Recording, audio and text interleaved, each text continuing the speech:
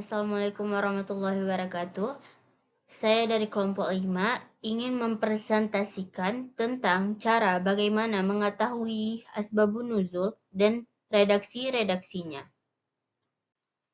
Ilmu asbabun nuzul merupakan salah satu ilmu yang sangat penting dalam memahami Al-Quran dan menafsirkannya.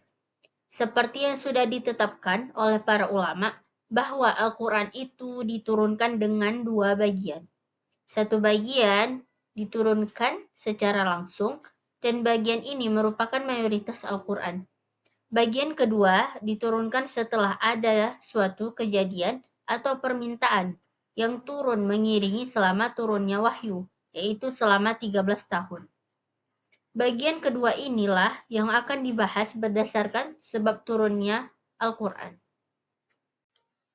Asbabun nuzul yaitu peristiwa yang terjadi pada zaman Rasulullah Shallallahu Alaihi Wasallam. Oleh karena itu, tidak boleh ada jalan lain untuk mengetahui selain berdasarkan periwayatan yang benar dari orang-orang yang melihat dan mendengar langsung tentang turunnya ayat Al-Quran. Asbabun nuzul juga tidak dapat diketahui hanya menggunakan akal atau rasio. Al-Wahidi mengatakan sebagaimana yang telah dikutip dari Az-Zarqani bahwa tidak boleh berbicara tentang sebab-sebab turun Al-Quran kecuali dengan dasar riwayat dan mendengar dari orang-orang yang telah menyaksikannya turunnya ayat itu dan mengetahui sebab-sebab turunnya serta membahas pengertiannya.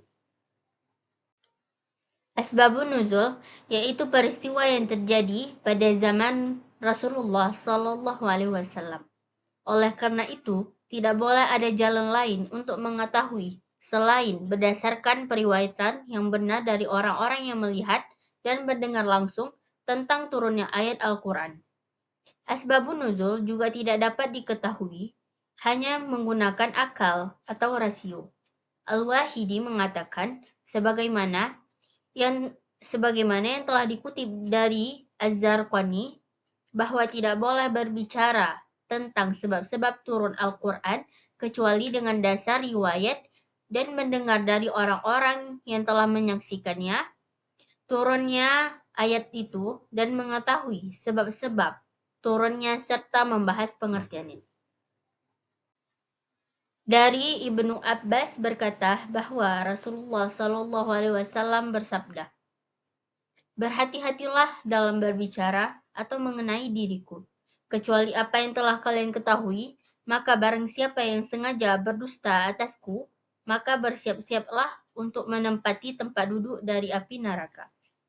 Dan barang siapa berdusta atas Al-Quran tanpa mempunyai pengetahuan, maka bersiaplah untuk menempati tempat duduk dari api neraka."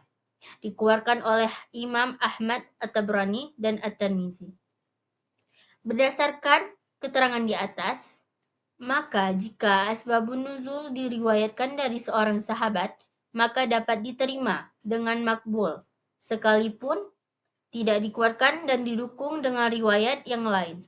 Karena perkataan sahabat tidak ada celah untuk diijtihadkan dalam masalah ini. Dan sahabat adalah orang yang melihat serta bertemu langsung dengan Rasulullah Shallallahu Alaihi Wasallam. Adapun jika asbabun nuzul diriwayatkan dengan hadis mursal, yaitu hadis yang sanadnya gugur dari seseorang sahabat dan hanya sampai kepada seorang tabi'in, maka hukumnya tidak dapat diterima, kecuali sanadnya sahih dan dikuatkan oleh hadis mursal lainnya. Beberapa pendapat tersebut secara tersirat menunjukkan bahwa para ulama sangatlah selektif dan tidak gegabah dalam menerima berbagai riwayat yang berkaitan dengan asbabun nuzul. Sikap selektif mereka itu dititik beratkan terhadap kepribadian pembawa riwayat atau para rawi, sumber riwayat atau isnad, dan redaksi atau matan. Dari sini jelas bahwa cara untuk mengetahui asbabun nuzul melalui hadis sahih dan hadis mursal dengan syarat sanadnya sahih dan harus dikuatkan dengan hadis mursal lain yang diriwayatkan oleh para sahabat maupun tabi'in. Apa itu redaksi asbabun nuzul? Redaksi asbabun nuzul yaitu suatu ungkapan atau bentuk pernyataan yang digunakan oleh para sahabat untuk menunjukkan turunnya ayat Al-Quran. Redaksi asbabun nuzul dapat berupa pernyataan tegas mengenai sebab atau pernyataan yang hanya mengandung kemungkinan. Redaksi asbabun nuzul dapat digolongkan ke dalam dua kategori, yaitu yang pertama sarih, jelas atau pasti, dan yang kedua mutamilah, mungkin atau tidak pasti. Redaksi asbabun nuzul dapat digolongkan ke dalam dua kategori, yaitu yang pertama sarih. Sarih atau jelas. Redaksi sarih ini artinya riwayat yang sudah jelas menunjukkan asbabun nuzul dan tidak mungkin pula menunjukkan yang lainnya. Apabila perawi menerangkan dengan lafaz sebab atau menggunakan fa ta'biyah atau fa huruf athof yang mempunyai arti maka atau kemudian yang dirangkaikan dengan kata turunlah ayat sesudah penyebutan peristiwa atau pertanyaan. Contoh dalam Quran Surah Al-Ma'idah ayat 2, asbabun nuzul dari ayat ini, Ibnu Jarir mengetengahkan sebuah hadis dari Ikrimah yang telah berkata bahwa Hatam bin Hindun al-Bakri datang ke Madinah beserta kafilahnya yang membawa bahan makanan. Kemudian ia menjualnya, lalu ia masuk ke Madinah menemui Nabi Sallallahu Alaihi Wasallam. Setelah itu, ia membaiatnya masuk Islam. Tatkala ia pulang pamit untuk pulang ke rumah, Nabi memandangnya dari belakang. Kemudian beliau bersabda kepada orang-orang yang ada di sekitarnya, sesungguhnya ia telah menghadap kepadaku yang muka bertampang durhaka, dan ia pamit dariku dengan langkah yang khianat. Tatkala Al-Bakri sampai di Yamamah, ia kemudian murtad dari agama Islam. Kemudian pada bulan Dzulqa'dah, ia keluar bersama kafilahnya dengan tujuan ke Mekah. Tatkala para sahabat Nabi Shallallahu Alaihi Wasallam mendengar beritanya, maka segolongan sahabat Nabi dari kaum Muhajirin dan kaum Ansar bersiap-siap keluar Madinah untuk mencegat yang berada dalam kafilahnya itu. Kemudian Allah Subhanahu wa taala menurunkan ayat ini, hai orang-orang yang beriman, janganlah kamu melanggar syiar-syiar Allah. Quran Surah Al-Ma'idah ayat 2. Kemudian para sahabat mengurungkan niatnya demi menghormati bulan haji. Yang kedua yaitu mutamilah. Mutamilah artinya mungkin atau tidak pasti. Redaksi yang menerangkan sebab asbabun nuzul atau hanya sekedar menjelaskan kandungan hukum suatu ayat.